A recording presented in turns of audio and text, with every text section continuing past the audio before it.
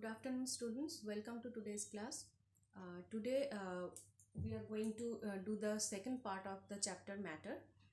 But before that, few queries are there that we will discuss first. Okay. The first question was bronze. What will be the composition of bronze? Generally, the maximum part of bronze is copper and tin, and traces of zinc is also there. So for component, you can write copper, tin and zinc. All these three will be there. But though this composition and all, this part is not there in your syllabus in the curriculum. So this is extra which you are doing. If you want, you can do, but no question will come from this part. Okay. So composition of bronze will be copper, tin and zinc is also there in traces of amount. Okay. Now your second query was if you can write this 3H2, suppose 3H2 is there, this can be written as 3 molecule of hydrogen, can you write, and 3 oxygen atom. Okay, this is wrong. Okay, why? Because if you see the structure of one water molecule, this is the structure of one water molecule. Okay, so here we have taken 3 water molecules, so we have to multiply this with 3. That means here nowhere you will find the bond between two hydrogen atom. If this is the hydrogen molecule, okay, so in hydrogen molecule there must be one bond between two hydrogen atoms. These are hydrogen atoms, okay, and so this is, they are forming a molecule of hydrogen, okay, hydrogen molecule, which we will be writing as H2. But in the structure of water, you will not find any such bond between two hydrogen. The bond which is there present in water, that is the bond between oxygen and hydrogen. Okay, so this cannot be written as 3H2. 3 hydrogen molecule is present in 3 hydrogen molecule is present in 3 water molecule. That is wrong, totally wrong. So this cannot be written. Okay, so here what will be the number of atoms and all in this case? 3 water molecule. Here we can see in one water molecule, let us do it first. For one water molecule there will be 2 hydrogen atom. Okay, this is one hydrogen atom, this is one, so 2 hydrogen atoms are there and 1 oxygen atom. Okay, so this is what we are going to get in one water molecule. So here we have 3 water molecules, so this we will be multiplying with 3. So in 3 water molecule we will be having 6 hydrogen atoms and 3 oxygen atom.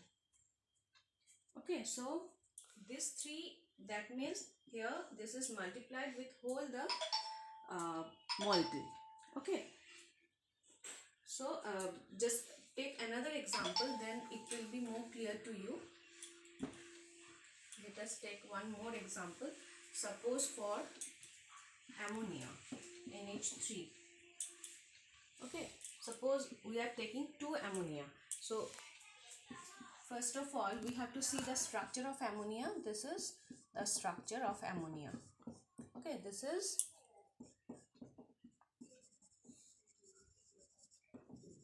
ammonia molecule. Rubbing this.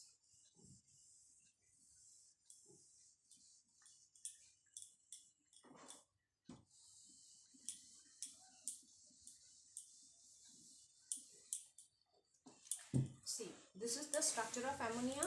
Now in one ammonia molecule there are 3, you can see that 3 hydrogen atoms are there. Okay, atoms we will be representing only with the symbol. as we are representing hydrogen with the symbol only as it is the atom. But if we will represent the molecule of hydrogen, then we will be writing H2. Okay, so this rule we will be following for all the elements. Now here in one ammonia molecule, 3 hydrogen atoms are there and 1 nitrogen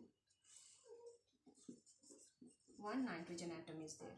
Okay, so this is what we are going to get in ammonia. Here we have taken two ammonia molecule, so this we have to multiply with 2.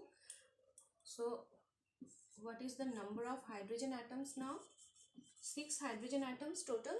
3 into 2 6, and 2 nitrogen atoms.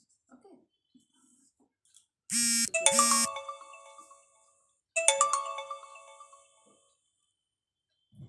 so whenever we have to calculate the number of atoms and all from the whole molecule, first you consider one molecule only. Okay, so then afterwards you will multiply whatever the number is there, whatever the number is given before the molecule, then we have to multiply with that number. Okay, so before n only this 2 is there. This doesn't mean that with only with nitrogen the 2 will multiply.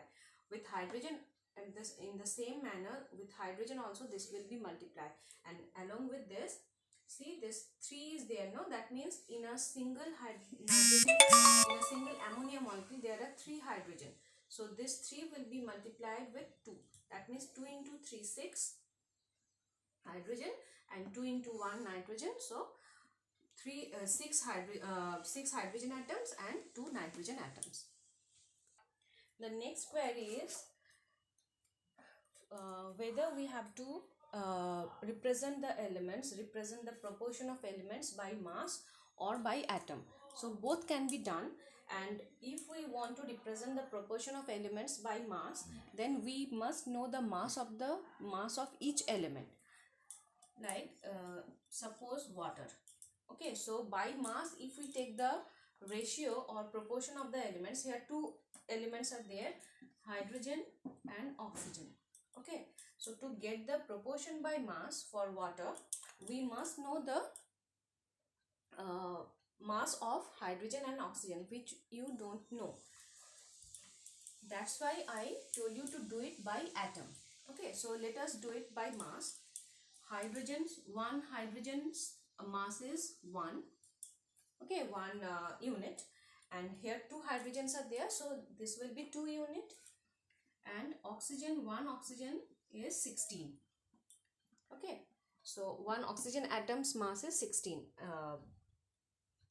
unit. Okay, so this will be now the proportion comes to 1:8. So this is the proportion by mass.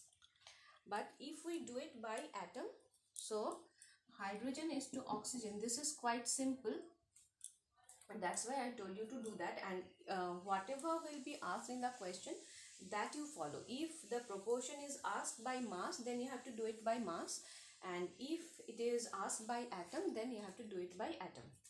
Okay, now for water, the proportion of hydrogen and oxygen will be, here 2 hydrogen atoms are there and 1 oxygen atom is there. That's why the proportion will be 2:1. Okay, let us take another example.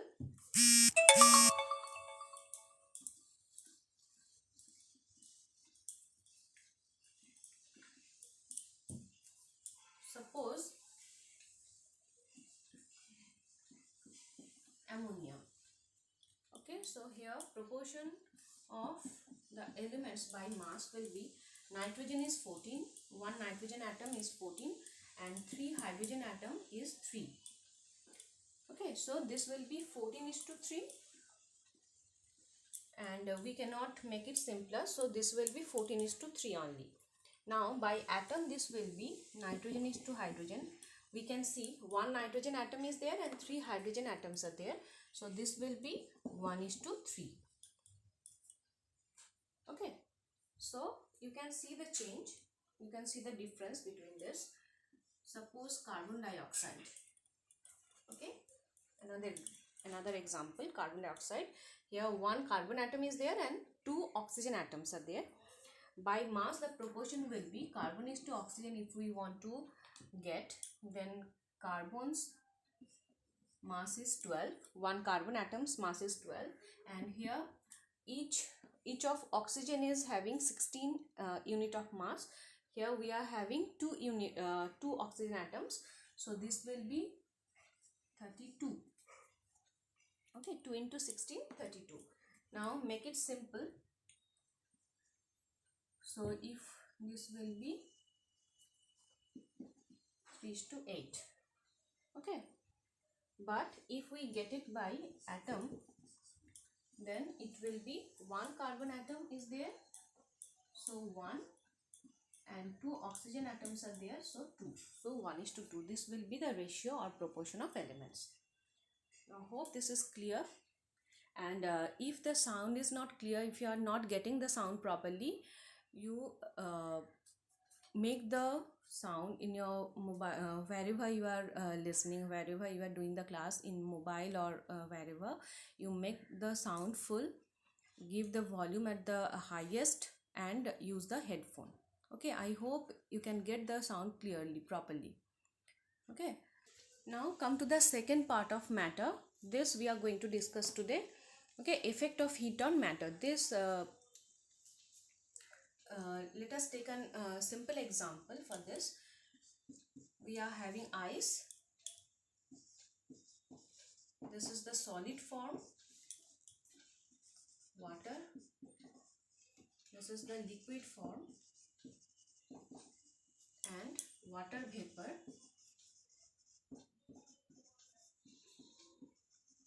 This is the gaseous form of water. All these three are the water only. The structure and the composition is H2O in all the cases, in all the three forms. Okay, but these are the different forms of water.